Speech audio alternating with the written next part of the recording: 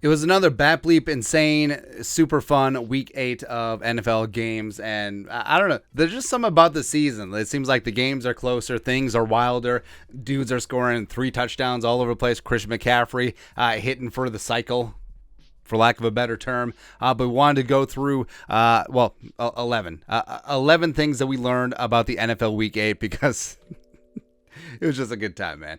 So these are non-Vikings things. Of course, it's a Vikings channel. If you want to learn Vikings things, just watch every other video. There we go. Up number 1.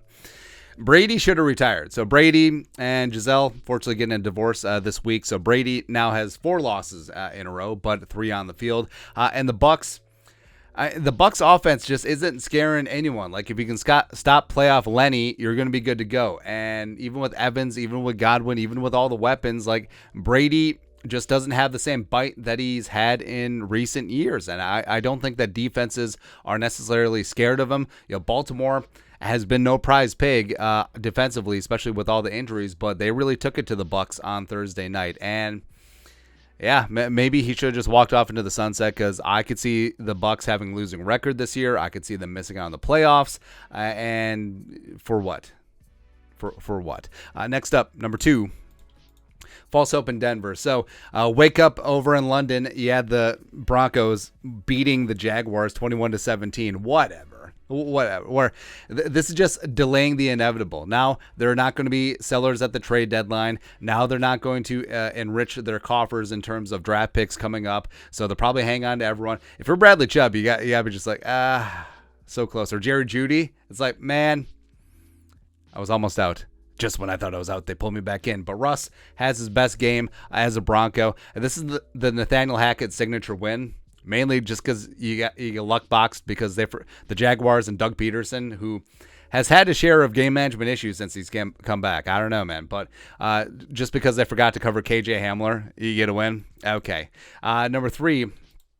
So this game was going on at the same time as the Vikings game, but I rewatched the condensed version. My goodness. Like, a game between 2 not so good team, well, a bad team in Carolina and a not so good team in Atlanta should not be this amazing. But I mean, the Panthers blew it in hilarious fashion. So PJ Walker, Dynamite, the former XFL quarterback, Hail Mary to DJ Moore. Moore takes off his helmet, chucks it Stephon Diggs style, draws numerous penalties. The Eddie Pinheiro, poor Eddie Pinheiro, the PAT gets pushed back to a 48-yarder.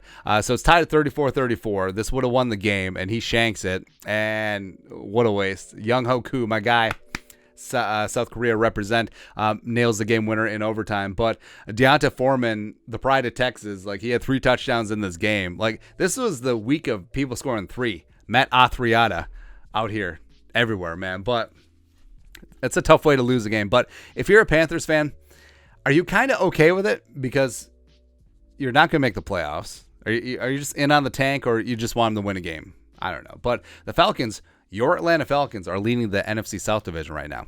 Tony Pollard is a star. The Cowboys take care of the Bears 49-29. Tony Pollard, who we've said for years has been the best running back on the Cowboys, and I firmly believe that. The Cowboys have a decision. Zeke still has that monstrous contract. Pollard is a free agent this offseason, but he ran for $131 and 3 touchdowns of his own. Pride of Memphis is getting it done. And also, you had the Micah Parsons hilarious fumble 6, where Justin Fields still thinks that he's playing college rules. Just could have put a pinky on Micah Parsons and he's down, but refuses to touch him. Like, Micah Parsons is lava, jumps over him, and Micah Parsons rumbles in, man. Cowboys are gonna be a tough game. Cowboys are gonna be tough. Number 5, the Raiders are not back. So just when you thought that you could pump up the Raiders, like, hey, you beat the Texans last week, so the Raiders must be back, right? Just going into New Orleans and 0. Goose egg, D'Angelo Russell. And another 3 touchdown game. Alvin Kamara goes for Trace, which is better than 6 or 7. And not that we've ever seen that.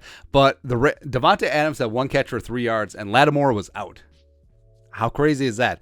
They didn't cross midfield until late in the second half.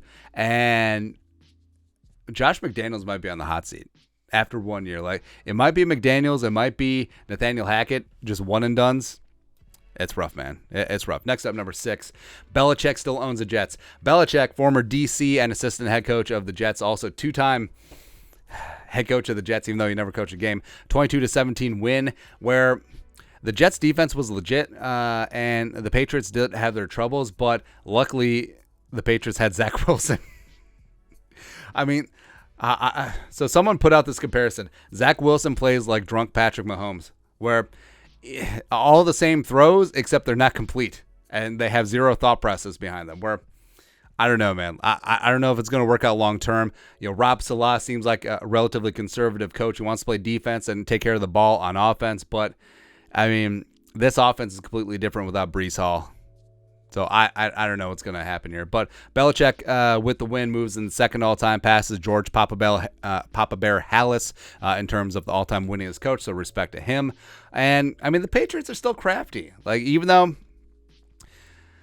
they may not be as talented as previous Patriots teams, obviously, I mean, they can still give you a game. Like, they'll still get after it, man. Next up, number 7, the Eagles are the best team in football. And even as a Vikings fan, it sucks to say, but you got to admit it. All three phases, especially in both of the trenches, they just got it done. They won the Keystone State Showdown. They sacked Kenny Pickett 6 times. Jalen Hurts had 4 touchdowns, 3 of them to A.J. Brown. And this team is very, very good.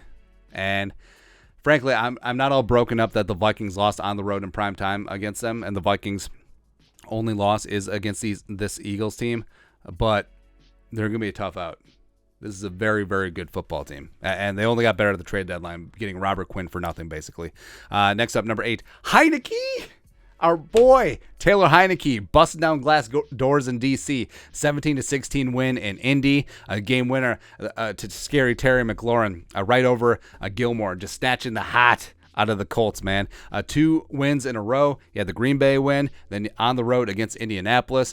And it really sucks that we have to go into D.C. next week at the Kirk Cousins revenge game and just tear out Heineke's heart. Just take it.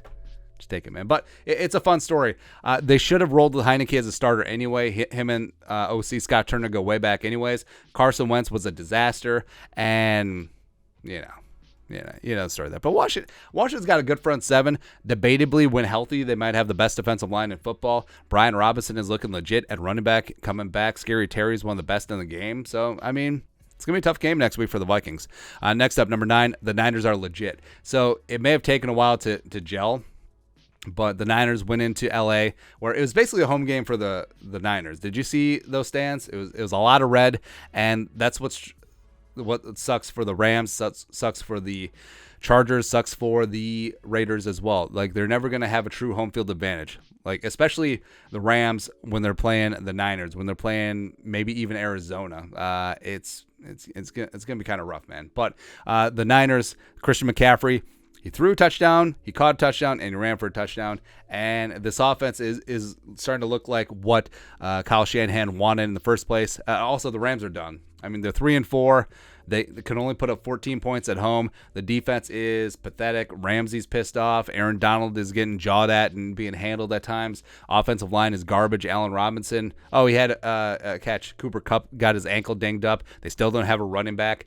But other than that, they're really good. There you go. Next up, number 10. Oop, missed. Seahawks are fun. So Geno. I mean, how can you not root for Geno? I love him, the pride of West Virginia. Super lovable, been a backup for a long time after being the starter with the Jets, and just never really got the time of day. Now he's getting his opportunity in Seattle, and the Seahawks are making it fun, man. They've won 3 games in a row. This is a quality win over a previously 6-1 Giants team, even though Daniel Jones, but Seattle, they're what Pete wants to do. Like, the defense is still spotty and porous, but they're opportunistic. They can run the ball with Walker the third. You got DK, you got Lockett, and Geno's not afraid to sling it. So, I mean, the Seahawks, they're leading the NFC West at 5-3. Maybe they could actually do something. And lastly, the Packers are trash. That's all. That's a permanent number 11. Now, even though they just scored, full disclosure, we're watching Sunday Night Football right now. Bills are up 27-17, 6:32 left in the fourth quarter. The Packers are still trash. Like, they're slipping, they're falling, they can't get up. Vikings, if the Bills hold on, the Vikings have a 3.5 game lead in the NFC North, as well as an edge in the head up. Also, you're watching the Packers in the second half. Like, you're down 17 points and you're just running the ball. because you don't trust your quarterback, even though you have the alleged back-to-back NFL MVP under center. For shame, man. But that's it. That's a couple things that we learned NFL Week 8. You still have Monday night. You have the Bengals visiting the Browns. Whatever. The Bengals are good. That's what we learned. But what are your thoughts and our thoughts in the comment section below? Subscribe for daily Vikings takes. Want to support the work? Put a little something in the Venmo. But till next time, Skol, production value.